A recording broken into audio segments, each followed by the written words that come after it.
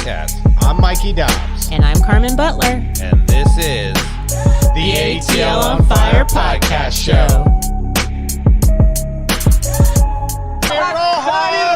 He's pretty smart, just so you know. It's Billy Ellick, folks. So much better than the first time I did one of these. Oh yeah, we've amped it up. we're at the brewery, so that's way better, right? And I think I was responsible for whatever you were drinking currently. Yeah, we appreciate you keeping us fueled here. And we're doing product placement. Serve your neighbor. Yeah. There you go. All right. So Wild Heaven is our sponsor, so... What are you going to put me on the spot for? No, we were putting you on the spot in terms of what's your gut feeling for the season, and first and foremost, do we win our home opener? San Jose. Against San Jose, a really Saturday bad team. at home. You gotta get the 3 points there. You got to, right? But will we? Honestly, what's your... if you take a step back and are like, hey, are we going to get it done? So from a strictly personnel perspective, I mean, has the ship been righted from an injury? So I'm not that close to it. Have you been following the signings? So have you know that we signed apparently some Yakimakis? Yeah, the Greek dude, kid, I get it. Yeah. They should have gone for the Japanese kid from Celtic instead because he's the one that's really getting He's it done really this year. good. Yeah. I didn't know that. Okay. Yeah, look him up. That's a real thing.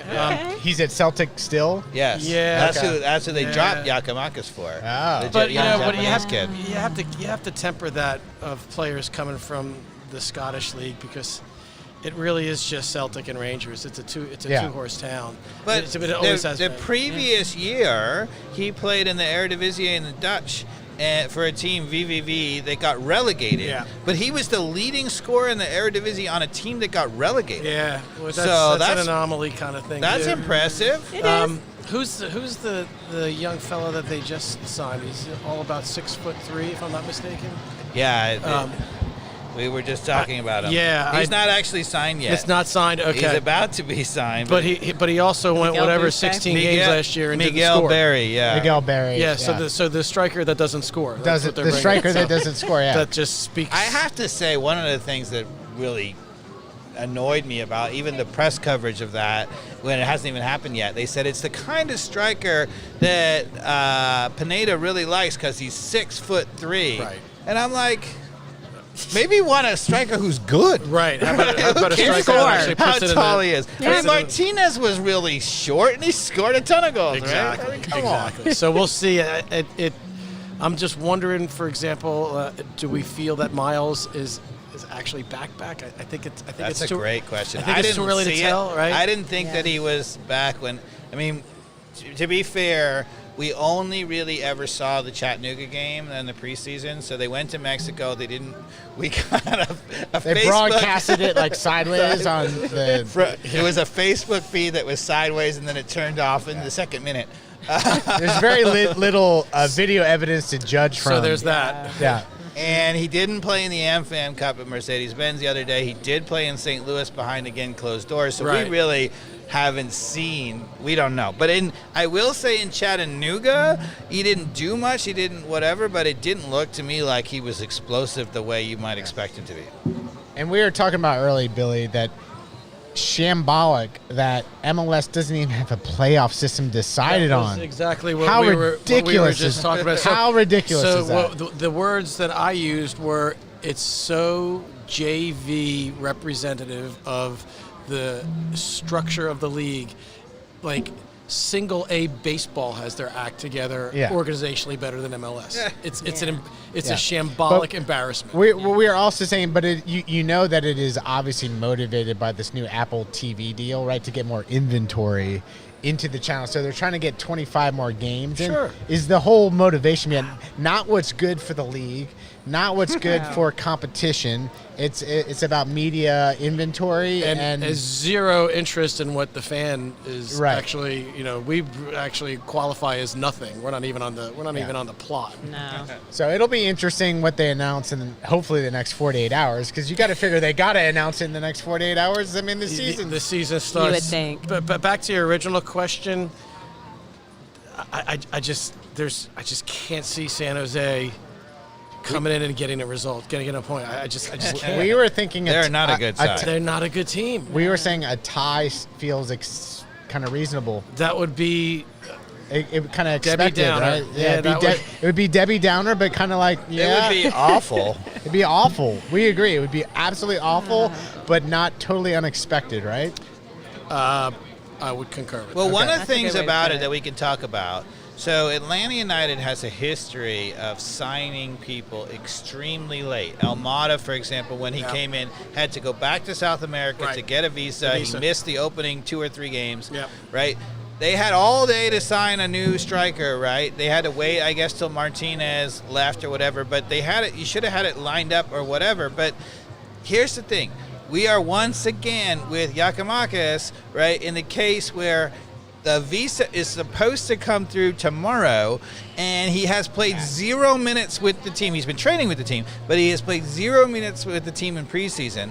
And so that means 2 things as a fan. One, once again, how do we know whether we're ready to go? And 2, on opening day, you don't even know whether he's going to play. So where's the accountability for Bocanegra on this? Yeah, I mean, does this not kind of fall in his swim lane? Like, Well- he's got it. He's got it. I think so, yeah, because clearly there were negotiations happening with George Giakoumakis 2 months ago, right? And it was all about the money. It was all about the negotiations getting wrapped up quickly. And I do feel that whatever needed to happen in terms of making that faster, so that you get it signed. If that's your guy, then just get it done. We got plenty of money with Arthur Blank, right? So if it's money, get him signed, get him over here, get the visa stuff sorted out so Right. he's in camp earlier. Yep. I do think that unless there was some other guy that they were looking at, that, yeah, they should have wrapped this deal up at least 2-3 weeks earlier. 100% agree. It just feels unnecessarily forced and kind of rammed. And to your point, it's like, yeah, he's been training with the team. Great. Yeah. But has he had any real live fire? Not that they're really looking at what they've done anyway. It's really not that much. I mean, last week's game was quite underwhelming, but we kind of knew that was going to be that way anyway. Correct me if I'm wrong, but that second half was pretty much the Atlanta United 2s. It wasn't even the 2s. It was sort of our academy Okay, team. so there you go. Almost. I mean, So there you go. Baby Atlanta United. But yeah, it was mostly 2s. Because literally the kid that scored was like 17, I think. 17. Yeah. And he Brennan. then started against St. Louis in our last preseason game. Yeah, Which- it unfortunately feels like the first, I don't know if we were just to call it out there, the first 3 to 4 games of the season are going to be like trial by fire.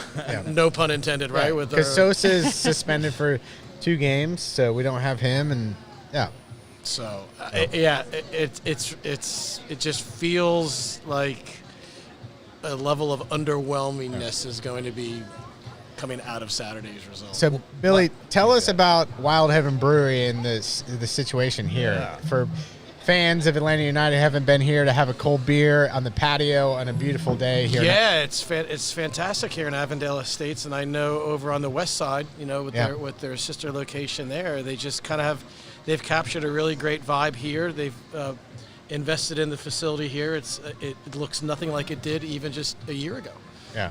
So it really it provides a great family-friendly environment, an incredible pop-up food opportunities here that are on a weekly basis. They kind of rotate, and which is a little bit different than on the west side. The west side, they've got their turnkey food provisions there, but here there's always something new, and it's always something really good. So it's a great. I'm gonna have to get on whatever the griddles got happening over there. I haven't even seen what they got cooking today. I know our friend and colleague there was stuffing his pie hole with chicken wings when I got there.